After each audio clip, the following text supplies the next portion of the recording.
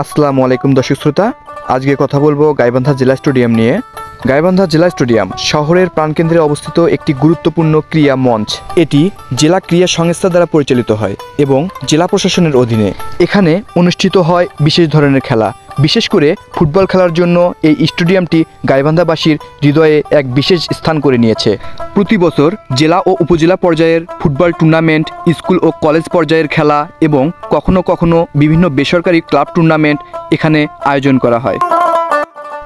ঈদ বা স্বাধীনতা দিবস উপলক্ষে এই মাঠে জমজমাট খেলা অনুষ্ঠিত হয়। সুপ্রিয় দর্শক শ্রোতা, আপনারা যে খেলাটি উপভোগ করতেছেন এটি হচ্ছে জেলা প্রশাসক কর্তৃক আয়োজিত গাইবান্ধা জেলা ফুটবল টুর্নামেন্ট। এই খেলা অনুষ্ঠিত হওয়ায় শুধু গ্যালারি ভর্তি না, মাঠ ভর্তি লোকে লোকারণ্য।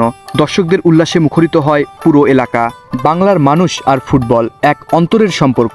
বিকালের দিকে যখন সূর্য ঢলে পড়ে তখন মাঠ ভরা ছেলেরা বল নিয়ে নেমে পড়ে। এই ফুটবল ম্যাচ চলাকালীন দর্শকদের চিৎকার, ঢোল আর বাঁশির সুর, আওয়াজ সব মিলিয়ে যেন উৎসব শুরু হয়ে যায়। এই খেলার মধ্য দিয়ে তৈরি হয় বন্ধুত্ব, প্রতিযোগিতা, ভালোবাসা আর একতা।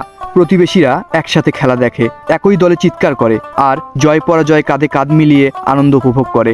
গ্রাম বাংলার খেলোয়াড়দের ফুটবল যাত্রা শুরু হয় কাঁচা মাঠে, খালি পায়ে, বাঁশের গোলপোস্টে। সেই কাদামাটির গন্ধে লুকিয়ে থাকে ভবিষ্যতের স্বপ্ন।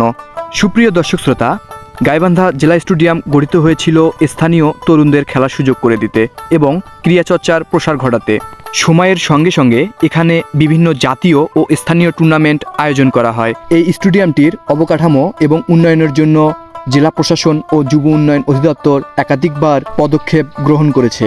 বর্তমানে আধুনিকীকরণের কাজ চলমান রয়েছে যাতে স্টেডিয়ামটি আরও বড় মাপের প্রতিযোগিতার উপযোগী হয়।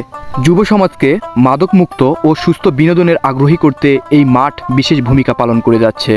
গ্রাম বাংলার অনেক তরুণ ফুটবলকে জীবনের স্বপ্ন হিসেবে দেখে। তারা চায় একদিন জাতীয় দলে খেলবে, দেশের জন্য কিছু করবে, আর সেই স্বপ্ন দেখে পুরো গ্রাম। সুপ্রিয় দর্শক মণ্ডলী, আজ এ পর্যন্তই। দেখা হবে পরবর্তী কোনো ভিডিওতে।